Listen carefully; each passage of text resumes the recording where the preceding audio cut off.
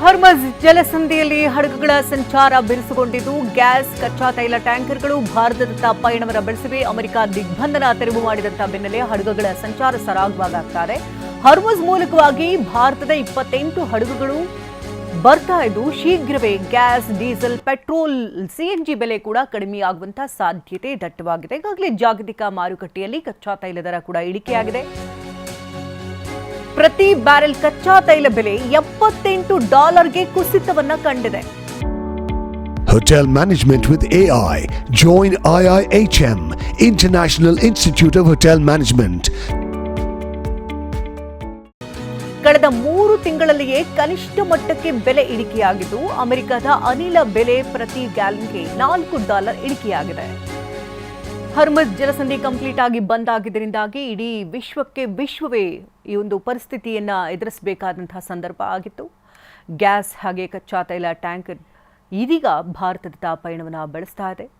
ದಿಗ್ಬಂಧನ ತೆರವಾದಂಥ ಬೆನ್ನಲ್ಲೇ ಹಡಗುಗಳ ಸಂಚಾರ ಕೂಡ ಈಗಾಗಲೇ ಮುಕ್ತವಾಗಿದ್ದು ಭಾರತಕ್ಕೆ 28 ಹಡಗುಗಳು ಬರ್ತಾ ಇದೆ. ಗ್ಯಾಸ್, ಡೀಸೆಲ್ ಹಾಗೆ ಪೆಟ್ರೋಲ್ ದರ ಶೀಘ್ರದಲ್ಲೇ ಇಳಿಕೆಯಾಗುವಂಥ ಸಾಧ್ಯತೆಗಳು ದಟ್ಟವಾಗಿದೆ. ಈ ಬಗ್ಗೆ ಇನ್ನಷ್ಟು ಡೀಟೇಲ್ಸ್ ಅನ್ನ ಪಡ್ಕೊಳ್ಳೋಣ. ನೇರ ಸಂಪರ್ಕದಲ್ಲಿ ಹರೀಶ್ ಇದ್ದಾರೆ. ಹರೀಶ್, 60 ದಿನಗಳ ಒಪ್ಪಂದಕ್ಕೆ ಈಗ ಸಹಿಯನ್ನ ಹಾಕೊಂಡಿದ್ದಾರೆ. ಜೊತೆಗೆ 14 ಷರತ್ತುಗಳನ್ನು ವಿಧಿಸಲಾಗಿದೆ. ಸೊ ಯಾವೆಲ್ಲ ಷರತ್ತುಗಳಿದೆ? ಇತ್ತೀಚೆಗೆ ಅಂದ್ರೆ ಹರ್ಮಜ್ ಜಲಸಂಧಿ ಬಂದ್ ಮಾಡಿದ್ರಿಂದಾಗಿ ಗ್ಯಾಸ್ ಹಾಗೆ ಕಚ್ಚಾ ತೈಲ ಬೆಲೆ ಆಗಿರ್ಬೋದು, ಪೆಟ್ರೋಲ್ ಎಲ್ಲದರ ಬೆಲೆ ಕೂಡ ಏರಿಕೆ ಆಗಿತ್ತು. ಅದೆಲ್ಲವೂ ಕೂಡ ಈಗ ಗಣನೀಯ ಪ್ರಮಾಣವಾಗಿ ಇಳಿಕೆ ಆಗುತ್ತಾ?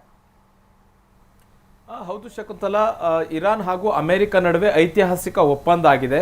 2015ರಲ್ಲಿ ಒಬಾಮಾ ಮಾಡ್ಕೊಂಡಿದ್ದಕ್ಕಿಂತ ಅತ್ಯಂತ ಉತ್ತಮ ಒಪ್ಪಂದವನ್ನ ನಾನು ಮಾಡ್ಕೊಂಡಿದ್ದೀನಿ ಅನ್ನುವಂಥದ್ದನ್ನ ಅಮೆರಿಕ ಅಧ್ಯಕ್ಷ ಡೊನಾಲ್ಡ್ ಟ್ರಂಪ್ ಅವರು ಹೇಳಿದ್ದಾರೆ.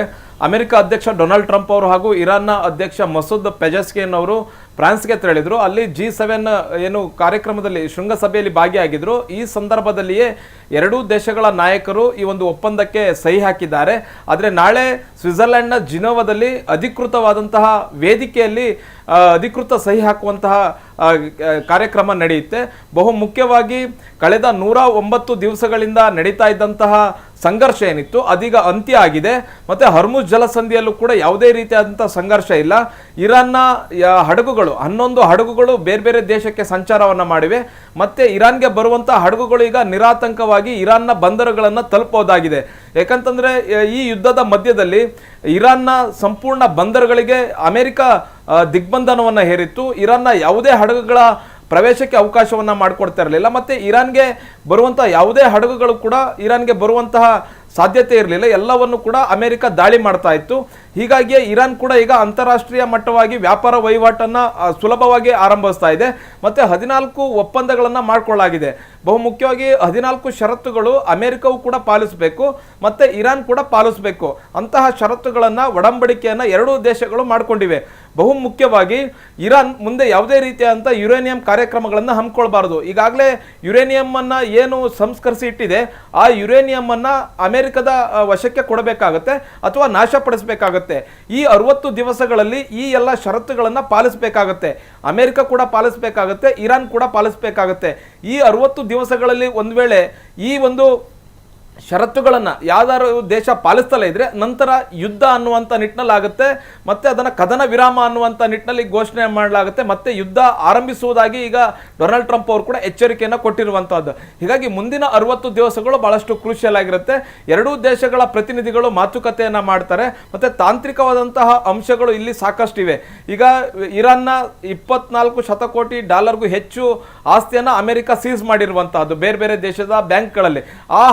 ಆ ಆಸ್ತಿ ಹಣ ಎಲ್ಲವನ್ನು ಕೂಡ ಬಿಡುಗಡೆ ಮಾಡ್ತೀವಿ ಅನ್ನುವಂತಹ ಒಪ್ಪಂದಕ್ಕೆ ಈಗ ಅಮೆರಿಕ ಕೂಡ ಸಹಿ ಹಾಕಿರುವಂತಹದ್ದು. ಜೊತೆಗೆ ಮಧ್ಯಪ್ರಾಚ್ಯದಲ್ಲಿ ಅಂದ್ರೆ ಇರಾನ್ನ ಅಕ್ಕಪಕ್ಕ ಇರ್ತಕ್ಕಂತಹ ಅಮೆರಿಕದ ಮಿತ್ರ ರಾಷ್ಟ್ರಗಳೇ ಅಮೆರಿಕ ಸೇನೆ ಇರುವಂತಹದ್ದು. ಆ ಎಲ್ಲ ಸೇನೆಯನ್ನು ಕೂಡ ವಾಪಸ್ ತೆಗೆದುಕೊಳ್ಬೇಕು ಅನ್ನುವಂತ ಇರಾನ್ ಕೂಡ ಷರತ್ತನ್ನು ಹಾಕಿದೆ. ಬಹು ಮುಖ್ಯವಾಗಿ ಲೆಬನಾನ್ ಮೇಲೆ ಯಾವುದೇ ರೀತಿಯಂತ ದಾಳಿ ಆಗಬಾರದು, ಅಮೆರಿಕ ಅಥವಾ ಇಸ್ರೇಲ್ ಯಾವುದೇ ರೀತಿಯಂತ ದಾಳಿ ಮಾಡಬಾರದು ಅನ್ನುವಂತಹ ಷರತ್ತನ್ನು ಕೂಡ ಈಗ ಇರಾನ್ ಹಾಕಿರುವಂತದ್ದು. ಅದಕ್ಕೂ ಕೂಡ ಅಮೆರಿಕ ಅಧ್ಯಕ್ಷ ಡೊನಾಲ್ಡ್ ಟ್ರಂಪ್ ಅವರು ಒಪ್ಕೊಂಡಿದ್ದಾರೆ. ಬಹುತೇಕ ಎಲ್ಲ ಷರತ್ತುಗಳಿಗೆ ಈ ಅಮೆರಿಕ ಕೂಡ ಒಪ್ಕೊಂಡಿದೆ, ಇರಾನ್ ಕೂಡ ಒಪ್ಕೊಂಡಿರುವಂತಹದ್ದು.